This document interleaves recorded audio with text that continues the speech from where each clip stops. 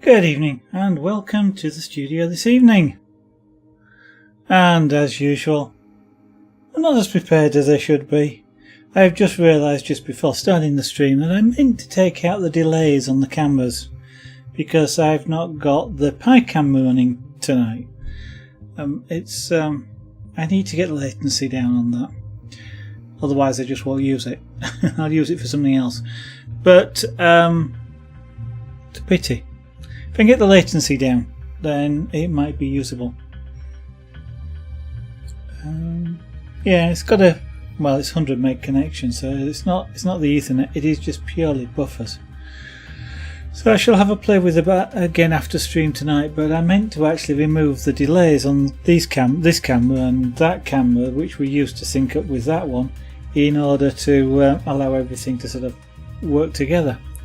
But which means when I look over there,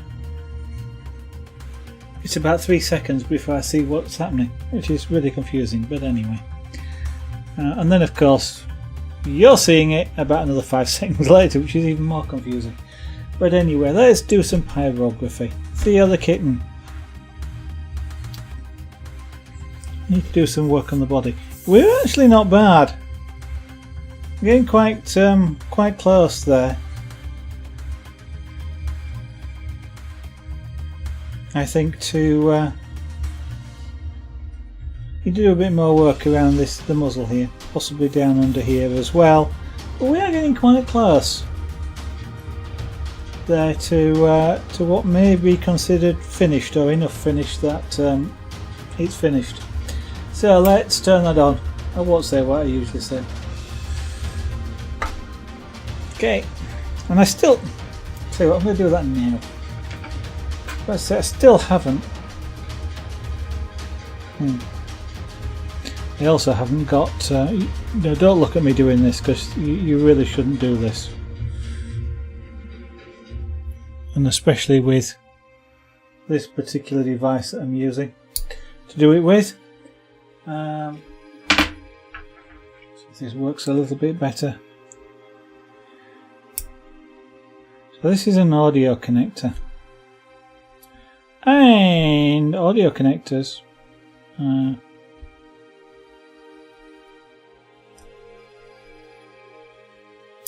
so what I'm just doing is springing the contact inside there a little bit, in order that, turn that off for a moment, I push that in there, that's it, it becomes a tighter fit. Which means that I've got less resistance there, which means it won't get as warm. Which means more power goes to the tip, which is a good thing. Right, so need to do a bit more work under the chin here.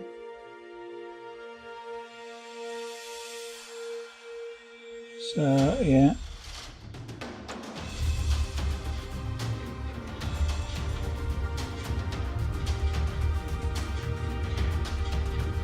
What I have to do is find my other glasses.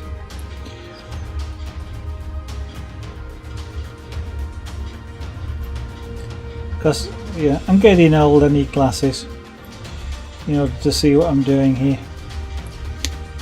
I'm not actually too bad with these, but certain other things I'd need my better glasses with. Just bear with me a second, that music's a little loud for me. Actually, I can do that on here, because I'd adjust that volume, not the other one. Dear. Right, so I don't need to go over there, I can stay here.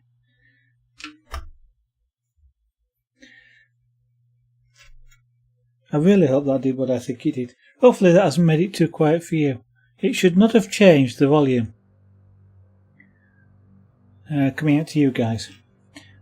If it has gone really quiet, then let me know and I'll put it back, but it should not have affected it. It's quite a complex audio setup at this end here in order to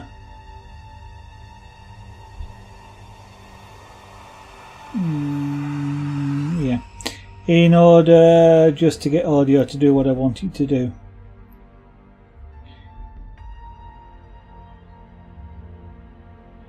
There are advantages to having things that don't just work on the computer. Audio is one of them. It's kind of a lot easier to handle audio when it's not all done by the computer, mixed by the computer. Because unfortunately Windows doesn't quite do things as you might hope.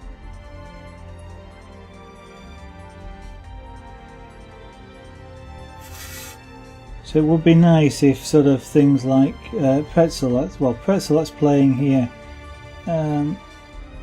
Windows just has kind of like speakers. So when you kind of go into OBS, you just get the system sounds, which includes things like Pretzel that's playing in the background here, anything else like OBS itself, and any other applications all play through the same channel, which kind of makes life a little bit awkward, because if I turn down the system sounds, turn down the volume on the speakers, then the volume on OBS goes down, which is a pain in the neck. So I've got virtual audio cables, but they don't really work very well because OBS isn't designed to work with them. So they work great for Pretzel and Pretzel into OBS through virtual cables, which means I can have a constant volume. But then OBS itself, so like the alerts in OBS that pop up, they go out to speakers, so I've got to try and fiddle getting them back in so that the system sounds don't loop through, so music, for example, doesn't loop through OBS. Come in and go out again, and then loop round and howl round, and it's one of those things where it would be much easier if I could just mix it all in an external deck. But I can't.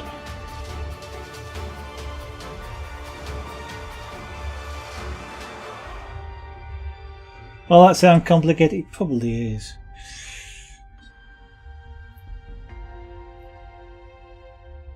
In fact, there's one of those things. I ought to actually document it so that if I need to rebuild it, I know exactly what I did.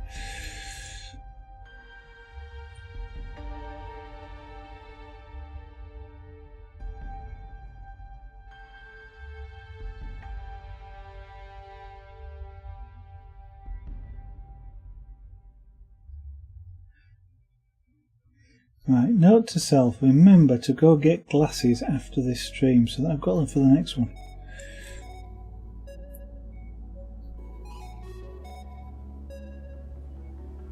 So this is, we're working on the final stage. It's only of the face here. Just bringing everything to its final tone range or colour.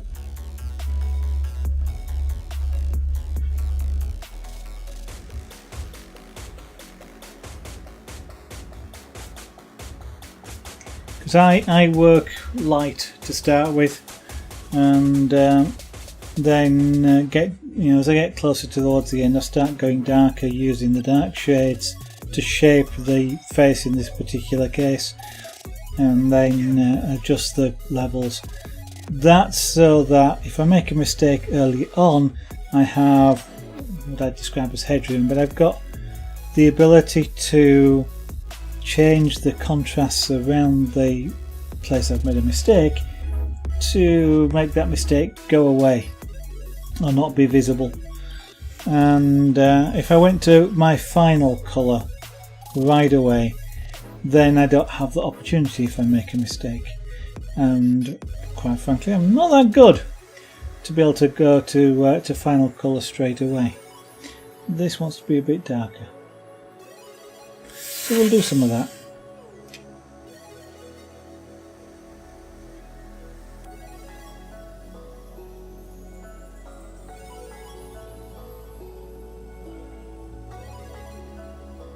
Quite how much a bit darker is, I'm not sure at this stage. We'll keep going until I think it's enough.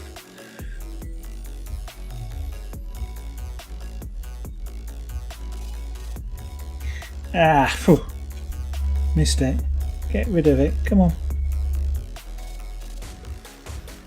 With pyrography, you want to avoid hairs. They don't smell very nice.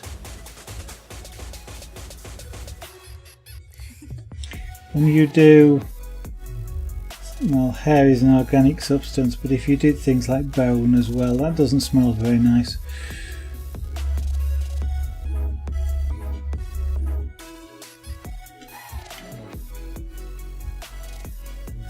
One reason for sticking to wood. Whether wood smells nice is kind of depends on whether you like the smell of cooking wood, but some woods can be really nice to smell. I suppose if you had something like eucalyptus, that would be quite nice. Not sure, don't know how good it would be to apply pyrography to, but it'd smell nice.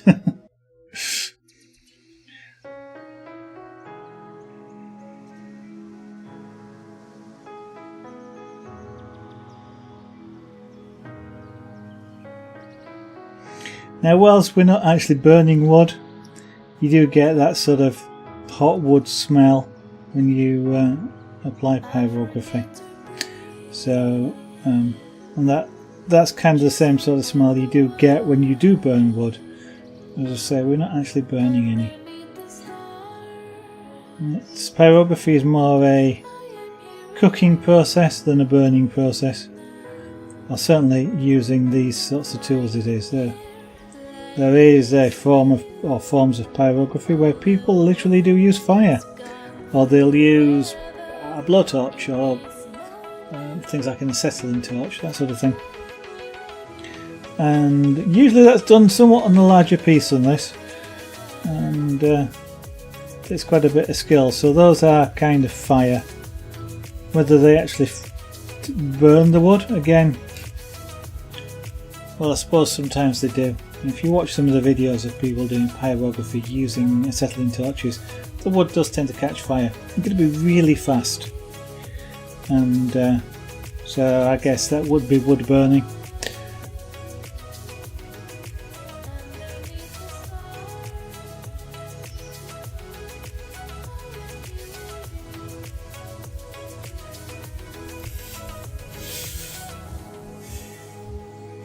How are we looking there?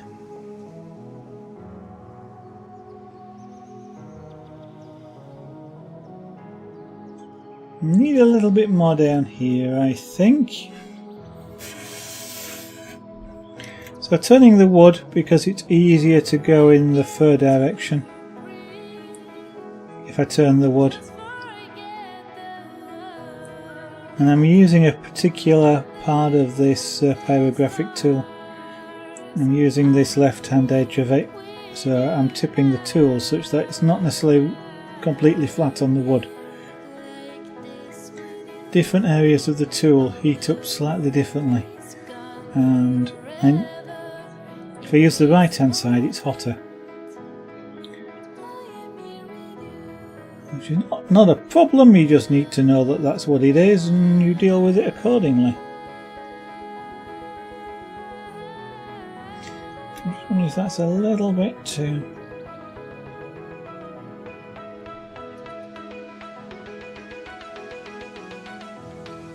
bright.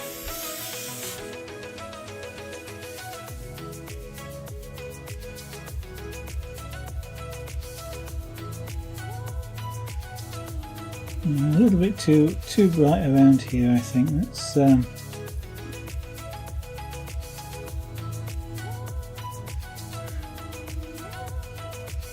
I still didn't get my piece of paper to clean the bottom of this. It's not really prepared all that well.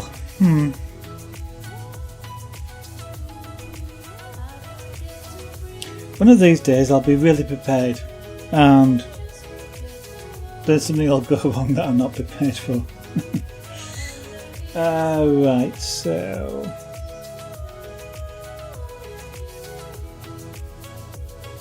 we need a little bit more of something around here.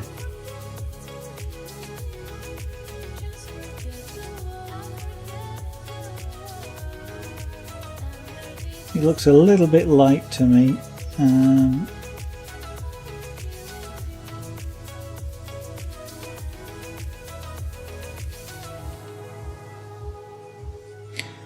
Careful, I nearly did that then. Gotta remember to use the fur direction. Quite often it's really hard with pyrography not to get marks, lines where the tool moves. A bit like drawing with a sharp pencil, you get a line obviously. Pyrography can be a little bit like that. And if you're drawing fur and you draw fur in the wrong direction, it looks wrong. And whilst I might not get too many lines doing this with pyrography, and that's from practice, then you still sometimes can see it. So it's always a good idea to try and stick with the right fur direction when you're doing an animal like this. And that way, if there are any lines that come through, they look right. They look, they go in the fur direction, and it looks like they were intentional, even if they weren't.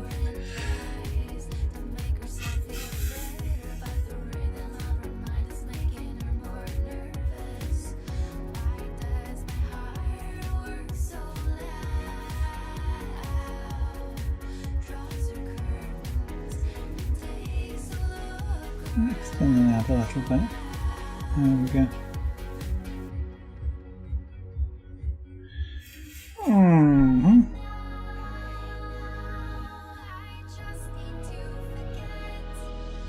Okay, so as I've explained before, what I'm actually doing at this moment in time is I'm looking at one of my preview monitors. So I've got a monitor over there that is not actually showing me what it should be showing me, but it's showing me close enough what you are actually seeing as it happens. And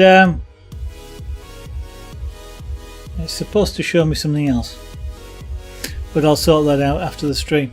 It's supposed to show me just this one camera, but I'm just looking at that because pyrography, well, for me anyway, with the images that I do, or my style of pyrography, I'm really close to it here, and I can see a lot of detail in the image, and I can see a lot of the image. But if I take a step, so 6 feet back, then I get a different perspective of the image, and I see a lot more sort of three-dimensionality to the image when I step back. I don't know if this is common to other people doing pyrography of this style, or if it's just my style of pyrography and art. I have the same issue when I do airbrushing. It always looks better if you step back a little bit, and I guess that's partly to do with things like a lot of the detail just blurs slightly, or you don't see quite as much of the really fine detail that might be in here, to do with things caused by either the grain of the wood or just the lines off the pyrography tool. It sort of merges a little bit when you step back. But I get a different sort of view of it. So what you're looking at is very much the same view I would have if I took a step 6 feet backwards and looked at the same image. I don't quite know, it's something that the camera does, I guess, inherently. But by looking at the monitor over there, or even, it's a bit small, but the one in front of me, which is a view of my own stream coming back at me, then I sort of see that same perspective, so I don't have to step back and disappear off the cameras. I can see it straight in front of me. I'm close to thinking that's done. There's a bit about this this muzzle around here that I'm not quite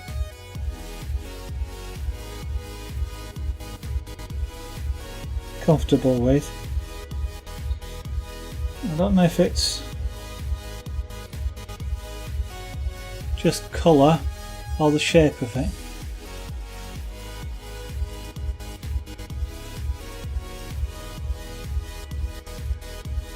think it's partly the shape of it. Let me just adjust the shape a little bit.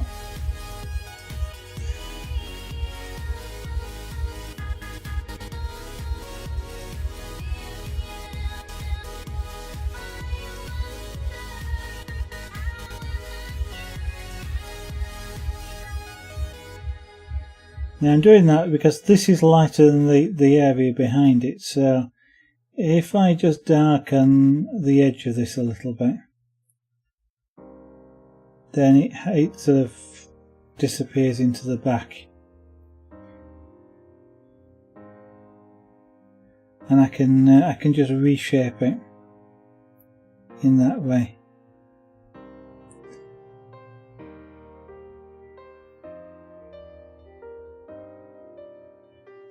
I think that's better.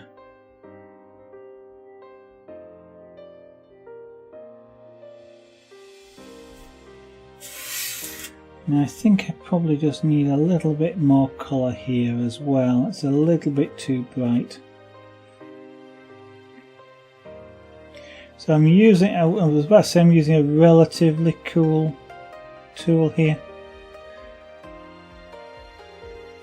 It's not as cool, it's about halfway on the sort of the possible range of feet I can apply to this. So it's sort of, but I say, well, it's sort of where I normally operate this particular tool at.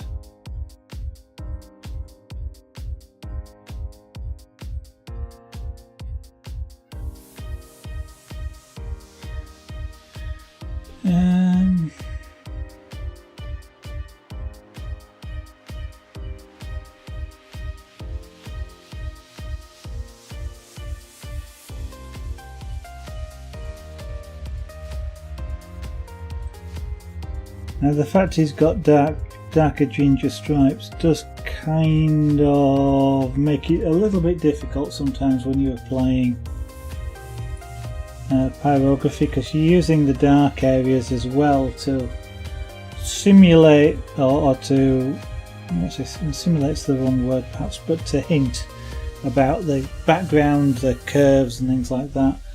And of course when you start applying darkness also as a means of showing his stripes, then that's sort of fighting with that use as well. So it's a little bit of a compromise.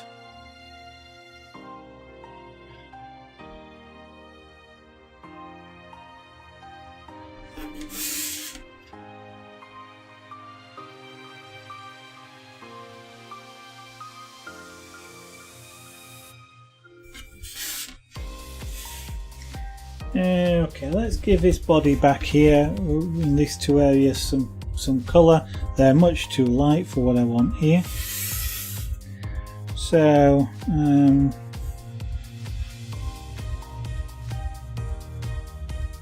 going to do is make this area here darker,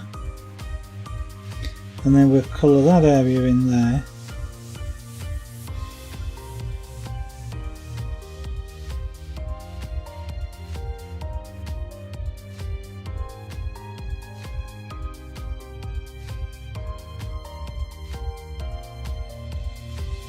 Now large areas are always, relatively speaking, a challenge to do, to go and get a reasonably smooth sort of colour.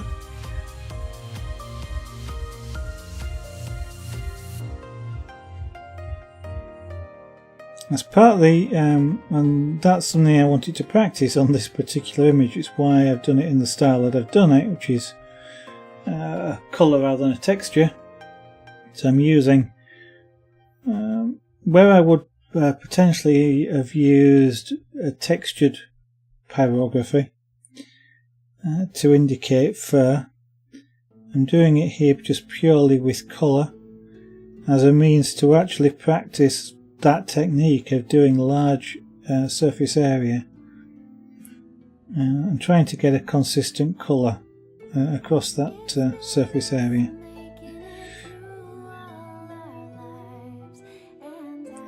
Now I could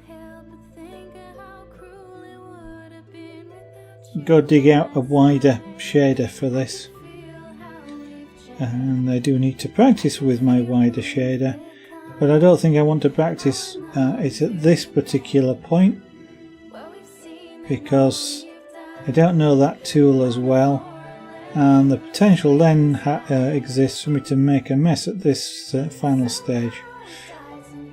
Whilst I know this tool quite well, and I know I'm not going to make too much of a mess, so I think I shall stick with this one on this particular image, and we can always get the other one out and practice with it, either on some practice wood or on another image.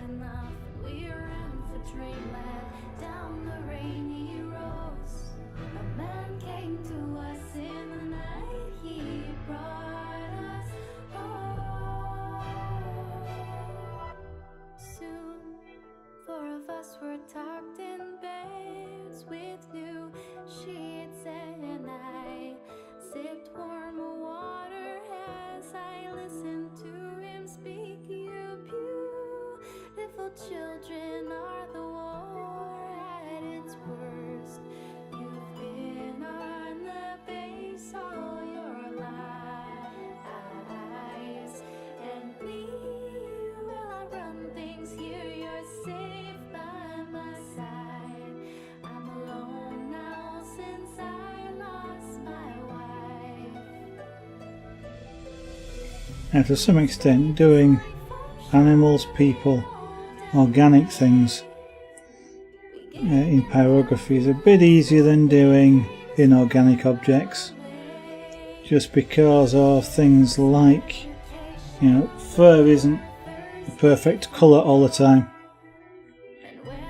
The skin isn't a perfect colour over the whole you know, face or whatever it is that you're drawing, and that means that you have some leeway if it doesn't quite. I mean, this is giving me a slightly mottled look, but that's fine.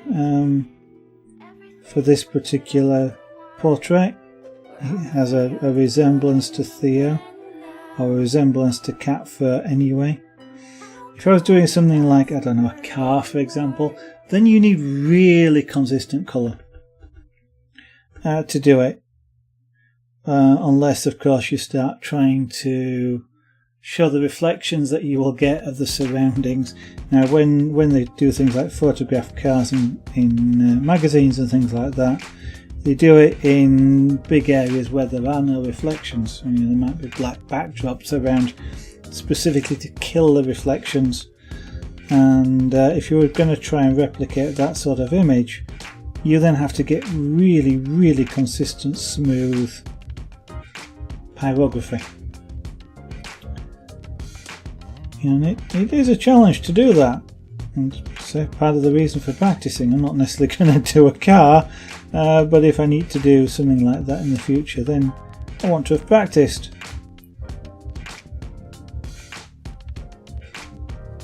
And it is really hard to do. I guess ideally what I ought to do is get a piece of practice wood and just do lots and lots of little squares, filling them in with a consistent colour across the square.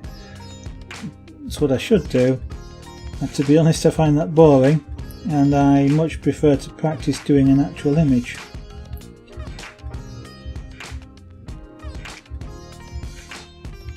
When I was doing airbrushing, I did quite a lot of dots, lines, and dots, lines, squares, and dagger strokes. To do things like, the squares is to develop that consistent colour, but using an airbrush. And some of the challenge with that is to start and stop in exactly the right place to get a square edge, flat edge on your square. The lines are the same, you're just doing a single line, and then you're trying to make it start and stop exactly where you want it to start and stop.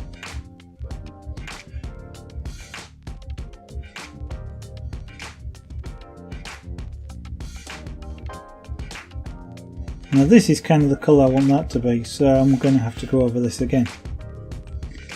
I might do those up the heat a little bit.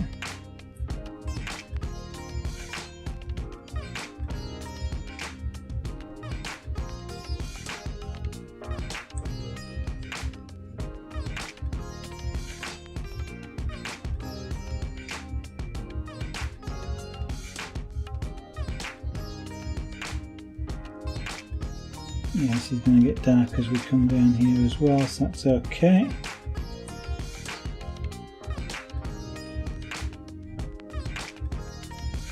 So I'm just slowing down the pass of the tool over the wood. So I'm applying more heat quantity of heat to the particular place on the wood, which makes it go darker. You can also do it by taking multiple passes over. Sometimes multiple passes makes it easier to have a consistent colour because you can, you sort of fill in the gaps as you're going along.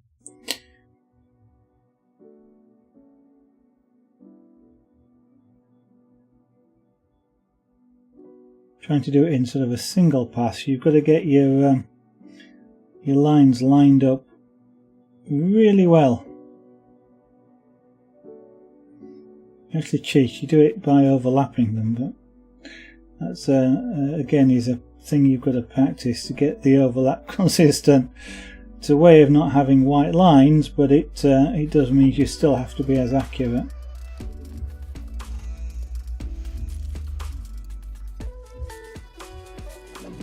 Right, so we'll actually go over that again now. I will turn it up a little bit, but I'll just go a little bit for the moment.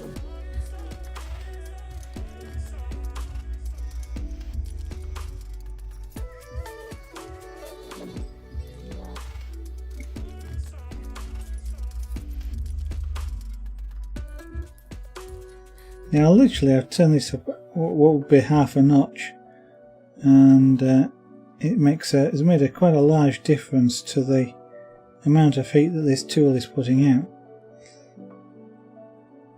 It's going quite, relatively speaking, quite dark, even though you have the same speed of movement as I was using before. So I'm not actually going as slow as I was before. I'm actually having to go faster.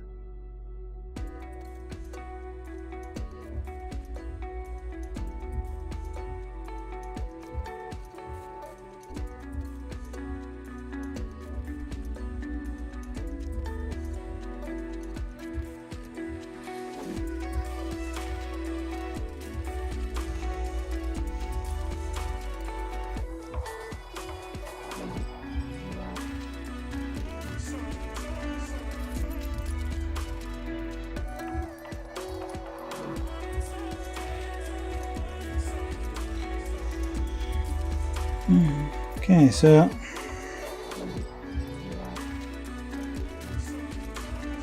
as you develop skill, you can actually use higher levels of heat. You just go over the wood a lot faster.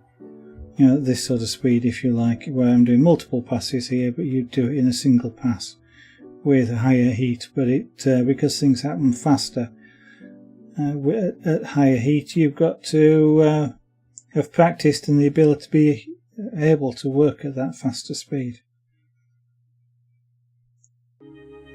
Generally speaking, I'm not into doing this as a speed painting as such, and so I'd rather work at a slower pace and just have an easier job of it. I don't have to concentrate quite as hard.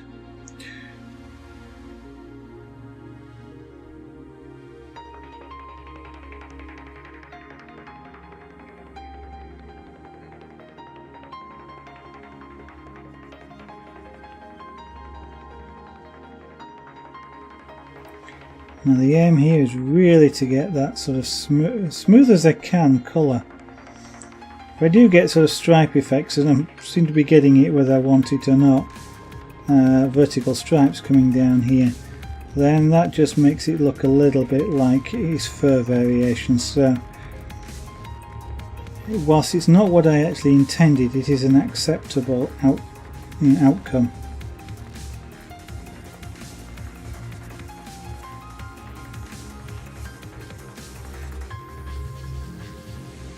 nobody, we said which probably somebody would, but I was going to say nobody would actually go and sort of examine and count his stripes and things like that and go, you missed one. I'm sure probably somebody would, but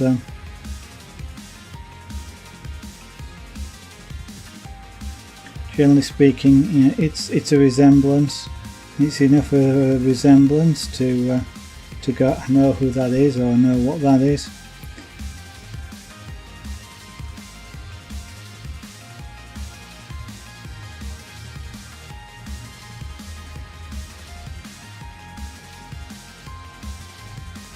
Same thing when you're doing portraits of people, and that's what cartoonists do actually, or these you know, these sort of artists that you see in the cartoon artists you see in sort of marketplaces and things like that. They look for prominent features and they exaggerate them, but they pick out the bits that make a person recognise either themselves or their friend or family member, recognise them because of, and they see that in the image. Doesn't have to be perfect. It just, you know, you pick out these key elements, and then you've created that resemblance. And once you've created that resemblance, people see who it is that you've done in the portrait. You don't actually have to be sort of pixel perfect.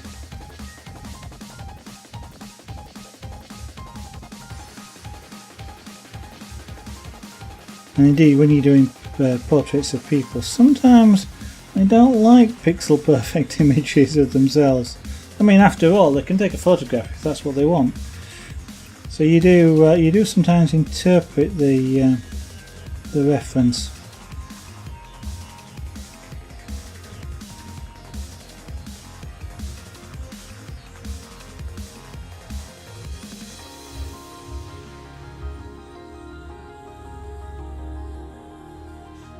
Again, I'm quite pleased with the way this is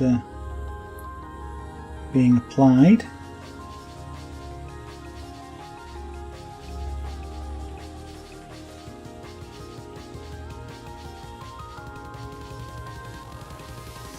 I always start at the top and work down because it's easy to overlap that way, and also the way this tool is shaped, I'm kind of preheating the wood as well before I go over it, and that means it changes colour a bit faster as well, sort of no extra effort. Something you have to take into consideration when you're working it, but as long as you know what to expect, that's fine.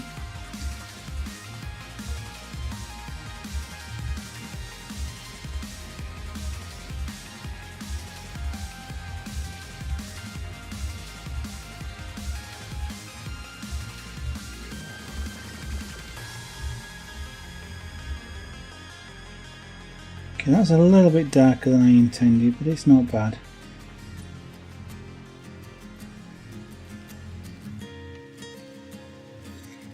Now I'm not working to a straight edge there. I want a sort of a fairly fluffy woolly edge. It is after all fur, and you very rarely get a really sharp line between fur colours. And as this is partly to do with shadows as well, then that in itself sort of means that I don't actually want a hard edge on this. So I'm sort of making sure I don't necessarily stop in exactly the same place each time.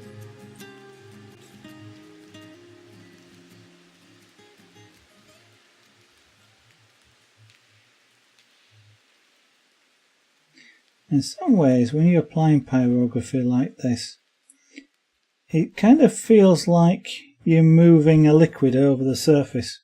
I'm sort of pushing the liquid colour into the areas that I want. And that's kind of how it feels to work with it like this. Sometimes when you're applying it down to this sort of darkness of level, you actually do end up with kind of a liquid glaze on the surface of the wood, which you do push around. and it's a coloured glaze as well, so you know you can vary the lightness and darkness by how thinly you spread it out. And that's really sort of the inner sap of the wood fibres is coming out. It's being cooked, you know, just like maple syrup perhaps, and then is sitting on the surface to, in this case, to be pushed around.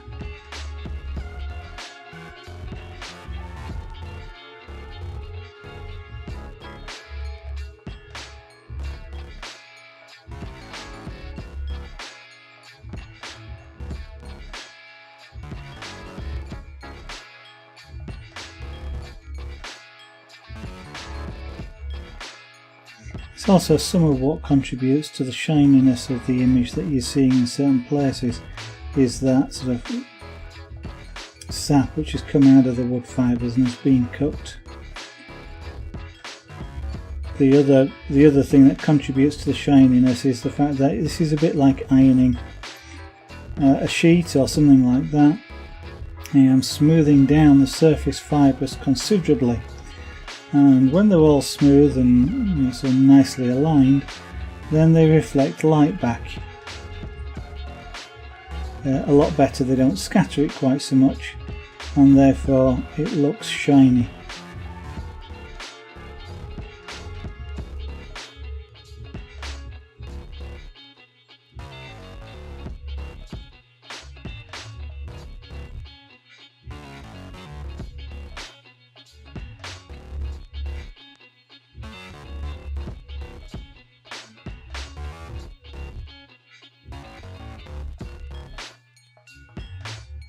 Oops, and that's the bit you're going to watch. Right on the edge you have to be careful, because there's less wood to conduct the heat away from it, therefore more heat stays in the place. And I don't know if you caught the bit of vapour that came off of it. Not exactly smoke, it's sort of like you've boiled the liquid off and it's come off in smoke. But it was close to going too dark there, because it changed colour really rapidly. Excuse me, I'm going to have a drink.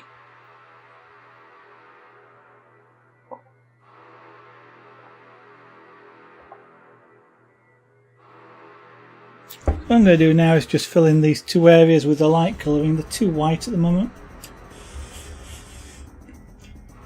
So what you just saw me do there was blow on the tip of this. When it's not been on the wood for a little while, like when I was taking a drink there, then it heats up more. So when I put it down on the wood, I get a dark mark very quickly, and I didn't want that. So by blowing on it, I cool it down, and then when I put it down on the wood, I don't get that dark mark. And as it heats up, it's still in contact with the wood, so the heat gets conducted away, and I'm able to control the colour a lot better.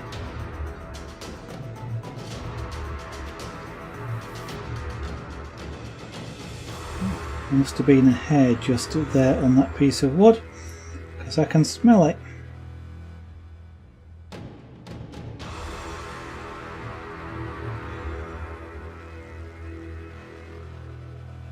So I'm applying a fairly light colour. I don't think I'll go much darker. I might go a bit darker on this area, but I am sort of knocking the white colour away, because otherwise it does look literally white. Even though it's wood coloured, your eyes adjust for that. It's kind of like an automatic white balance, and you go, oh, that's supposed to be white, and therefore your eyes make it white.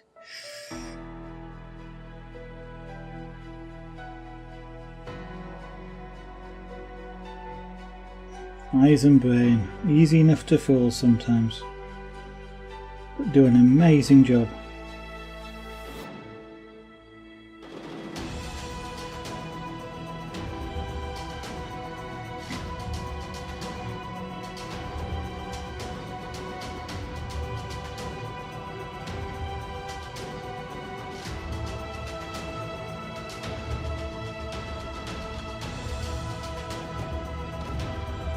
Now it's slowing down a little bit as I come down here because I want it to get a bit darker as I go towards the bottom edge.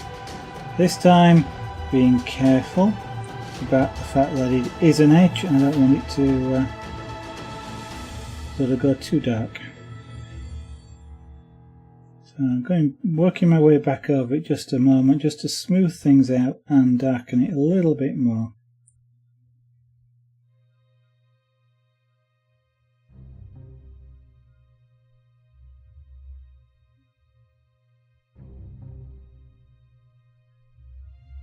So pyrography is kind of cumulative.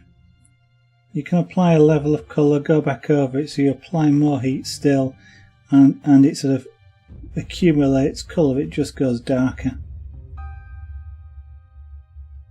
Which is a very sort of useful trait in a way.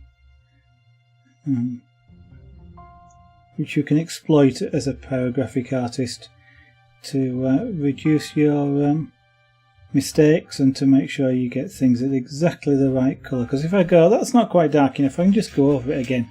I don't have to get it right perfectly first time. And I might leave that. There's a slight highlight there, which is fine. So what does that look like?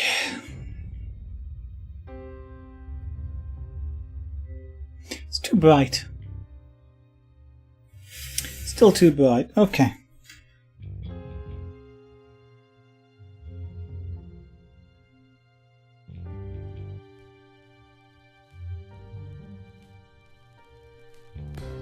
So we'll go over it again.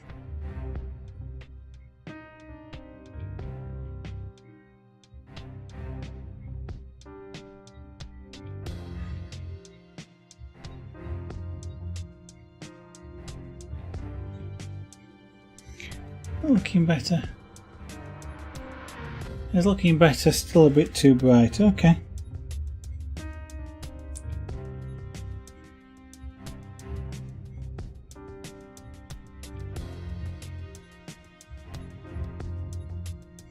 So at this point in time, what I've just done is switched now to just tilt the pen slightly. And I'm now using the right hand edge of this tool because the right hand edge is slightly hotter. So I'm getting more heat.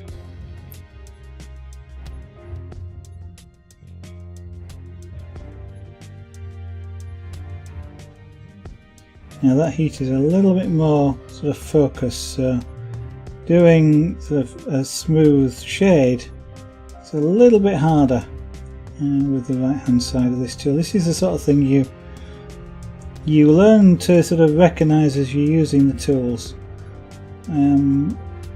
Yes, this is sort of learning the tools, learning what the tool can give you, but also the way in which it works. I know, for example, if I rock this back, I've got an even hotter place at the heel of this tool, but that's a bit too hot for what I want to do here.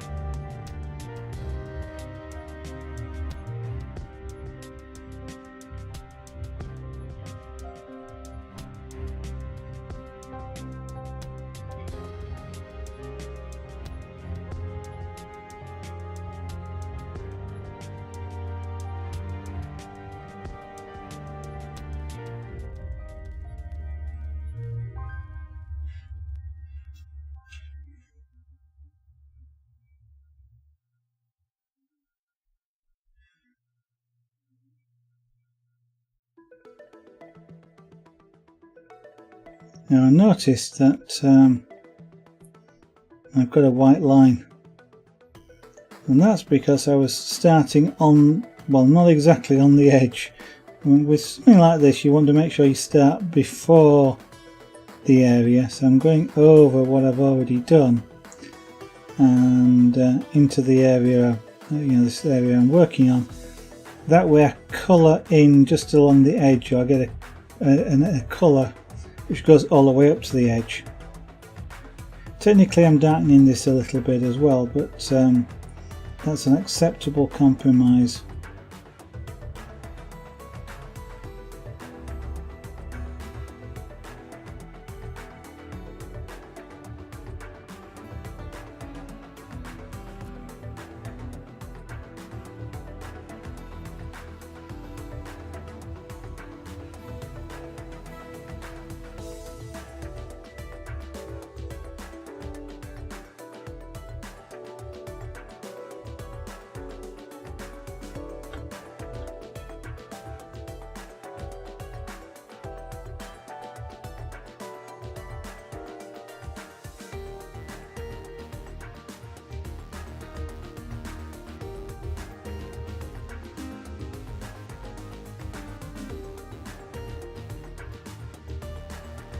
I suspect the edge looks a lot better, yeah. It does, right.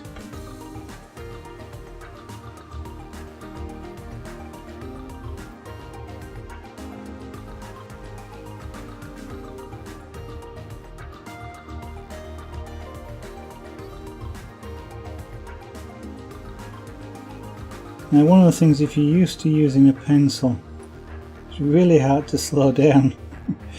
You have to slow down to get this. I mean, you can go over it multiple times, but that's kind of a little bit unnatural if you've been using a pencil. You don't tend to keep going over the same area multiple times with a pencil. And if you want to sort of emulate using a pencil with pyrography, you then have to sort of slow down to make sure you get that colour coming in, so you don't actually have to sort of scrub over the same line multiple times.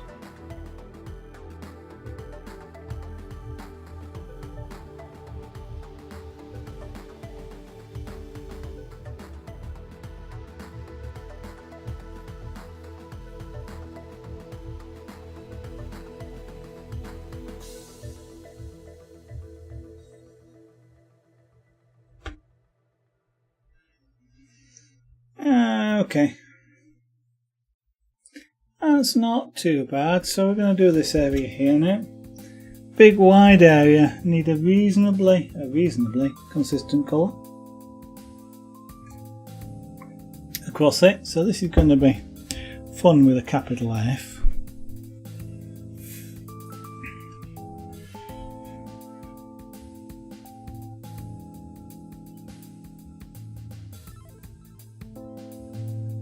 Now this is such a large sort of area. I'm going to try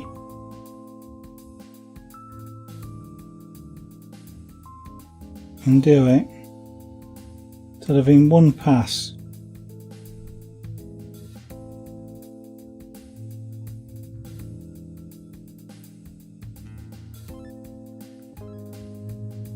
Now to a lot of people this is kind of surprising how slow pyrography is.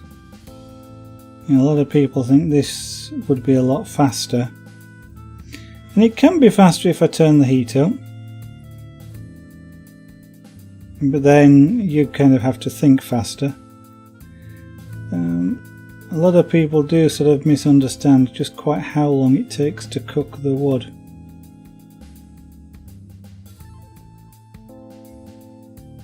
Sort of if you think you can do it faster, one of the things I often say to people who will look at me doing this and go, yeah, but you're really doing that too slow, is get yourself a pencil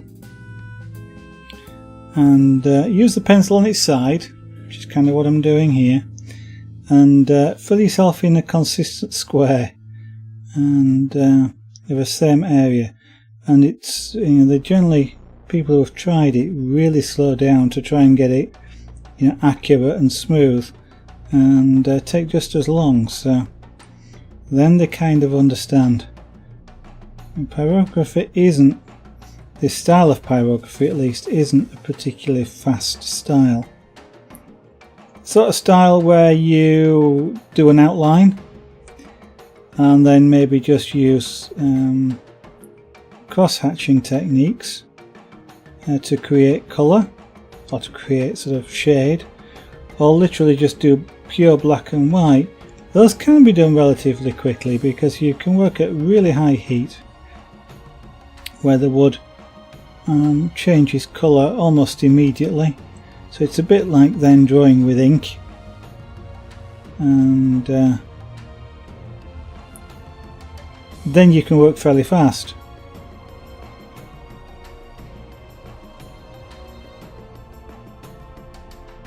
And indeed, sort of somebody who is used to working perhaps with ink could take a pyrographic pen, probably more of a writing tip than this, and would find that it's sort of, I won't say is exactly natural, but is a lot easier for them to sort of make a transition to using pyrography.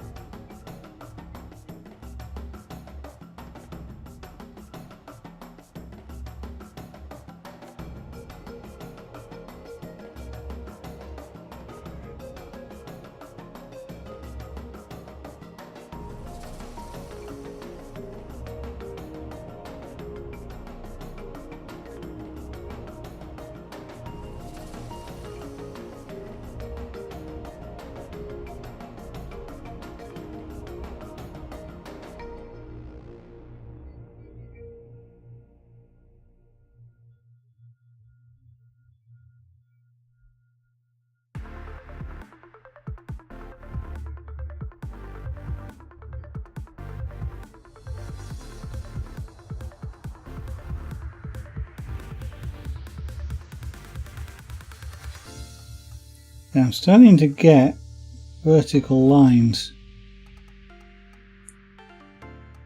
I want to try and work out a little bit here to avoid if I can.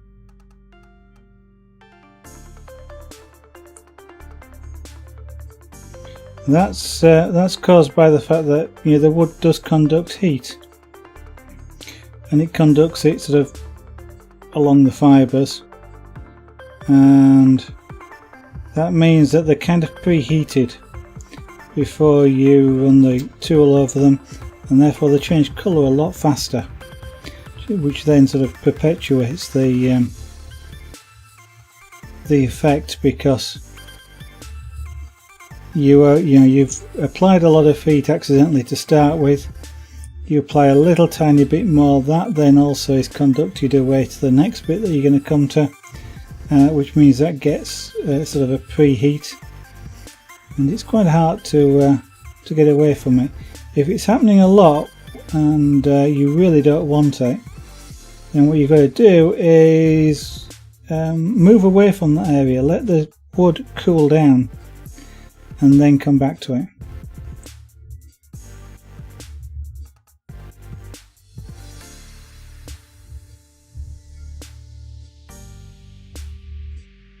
Now what I'm looking at here is not necessarily a perfectly smooth colour, but where I am getting sort of marks like dark areas here, I'm getting a smooth transition between them. So it sort of tapers off to a nice light area or a slightly darker area. You're not really seeing hard lines. It's sort of a very smooth, soft transition, and that's what I'm looking at mainly here, because I'm not worried about the darker patches, because it's fur, as I mentioned before. It's not a perfect colour anyway.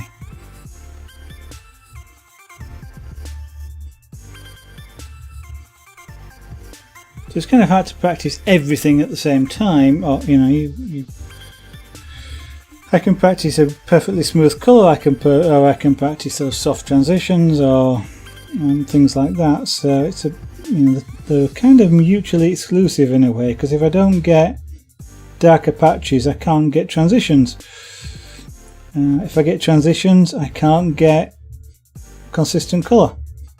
So I kind of wasn't bothered which way it went, but the fact that I am getting some of these preheating effects means that I am now sort of looking for smooth transitions more than I'm looking for the consistent colour.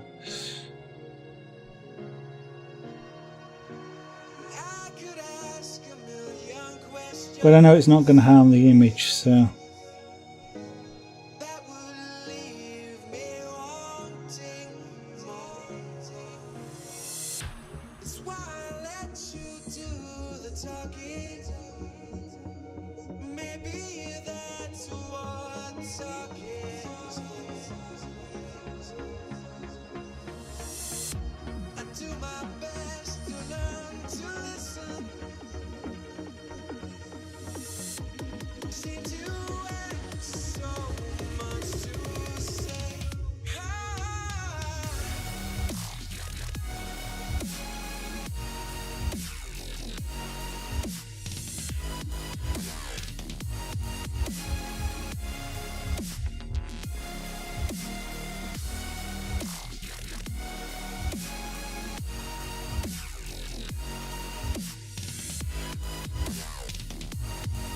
some lighter areas there, just going back over.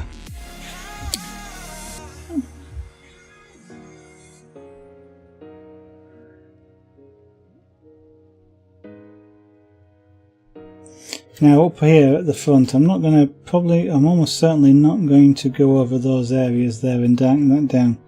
I'm just letting that sort of fade into the background.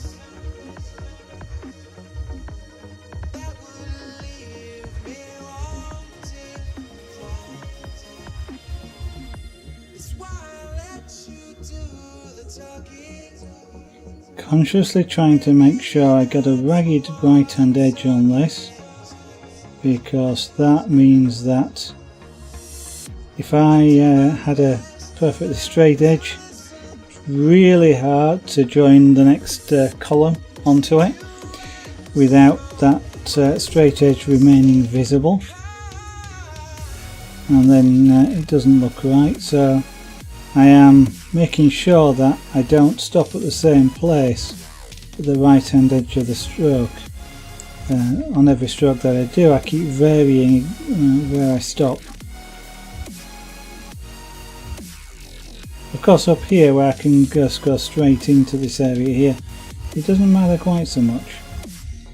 It still matters because I can end up creating a line on there, but it's already darker anyway, so that just makes it a little bit harder for a line that's this light to show up.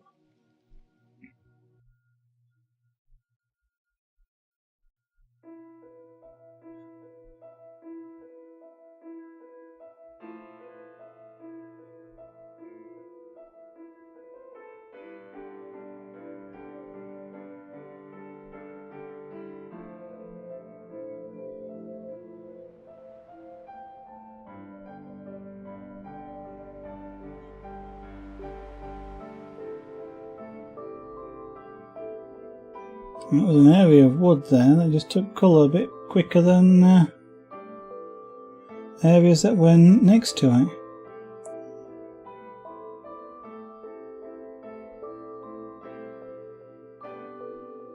Something you gotta keep an eye on while you're doing things like large areas like this. If you don't want these sort of slightly darker spots, you gotta keep an eye on the tool, and if you see it happening, move the tool.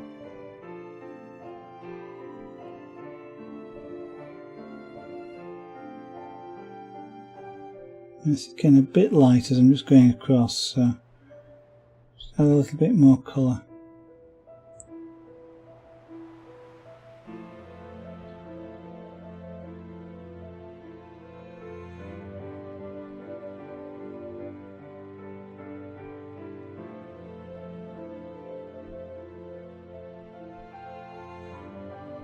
And I've got a vertical line appearing again.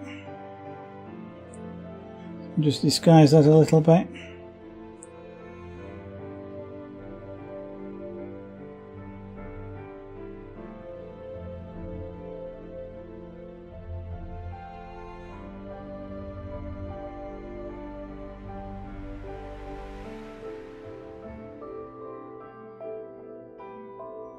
I'm expecting, if you're looking at this, that area there looks bright white. It's actually the colour of the wood, of course, but you're looking at it in contrast between this darker area and this sort of slightly darker, slightly lighter area, and your eyes going, that must be white, and therefore you're seeing it as white. Now I could leave that as a highlight, but I'm not going to.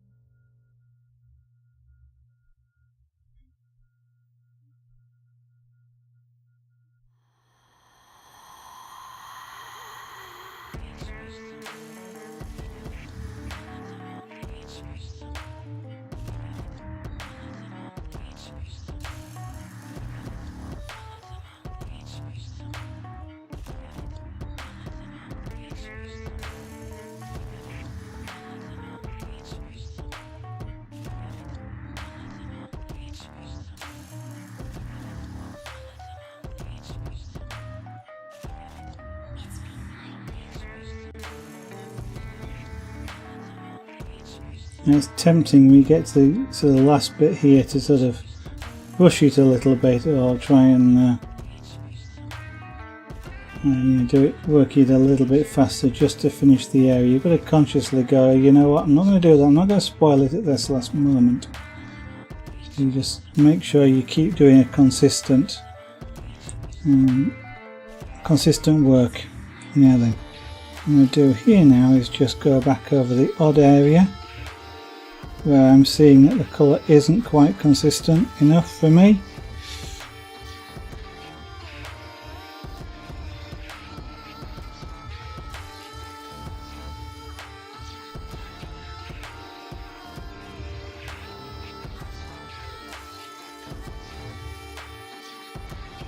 Now sometimes you don't actually have to sort of shade all of it, sometimes you can just put a line through an area which is enough to just tone it down a little bit and disguise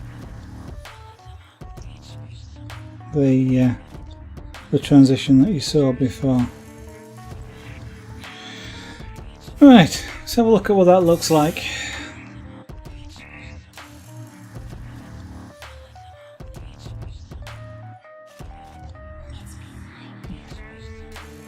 You know what, I think that looks okay.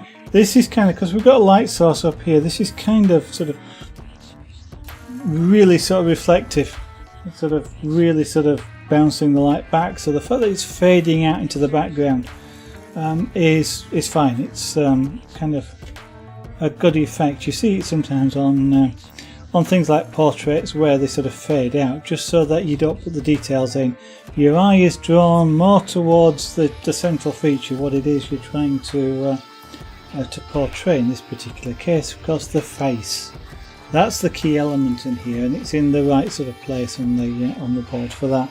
And this is faded out, so you got a hint of the body, you got a hint of his medallion here, but generally speaking, it's just the details just fade away. I think that's done. I think we'll leave it like that. So that's Theo the kitten. And we're what now? About 8:30. Well, we've been streaming now for about an hour and a half, and I don't actually think I'm going to start something else this instant, mainly because I can't think of what else to start. I could do a completely different craft, but I think we'll leave it at this point for this evening.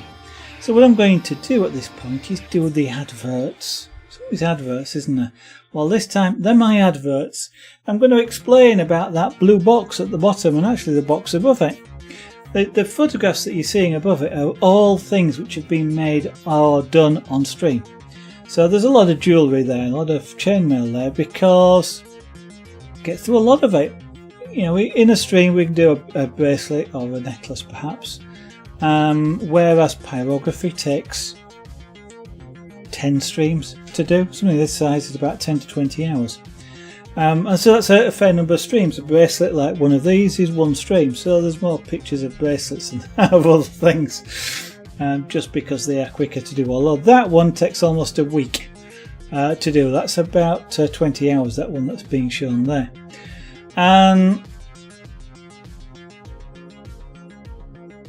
Yeah, I've got to remember what I'm looking at is what you're seeing, which is about 30 seconds behind what I'm speaking of.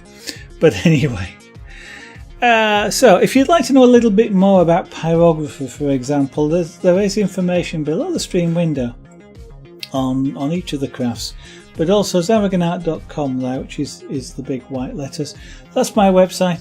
It's got a little bit more information about some of the crafts and some of the images that have been done. I've got to put a lot more in there, but I can only do one thing at once. So I can stream, or I can do the website, or I can upload videos and things like that. So unfortunately it will happen, but it will happen slowly. Underneath that you've got Facebook. I have a Facebook page. Take a look, like the page, that would be fantastic. Tell your friends, get them to like the page. Hopefully you do like the page. It's got some nice photographs on it, for example. If you look at the videos, it's not the videos, the photographs, the albums, things like, you know, the view outside the window here, especially in winter. It's like a picture postcard. You can see that on the Facebook page. Take a look. Might be fun. YouTube is there as well. Yes, I have YouTube. YouTube.com/zaragonart. what's going on there is the Twitch archive. There's over 700 hours of broadcast. Yeah, over 700 hours of broadcasting. 3/4 of a gigabyte, 3/4 of a terabyte of video. Over about a year of broadcasting. And of course Twitch doesn't keep those archives, but I did. They're gradually being uploaded onto YouTube, so if you would like to see some of the older broadcasts, I'm starting at the oldest and working my way forward, then take a look at them there. You can see the change in style. Boy, is there a change in style. But, you know, that comes with experience. They're real-time videos. They are literally the broadcasts that are being uploaded there in the original format. With some of the things like the pyrography, and even some of the shorter stuff like the chainmail, what I will be doing as I work my way through is actually uploading time-lapse. So I will take something like Theo here, which is probably taking 20 hours, and reduce that down to say 20 minutes.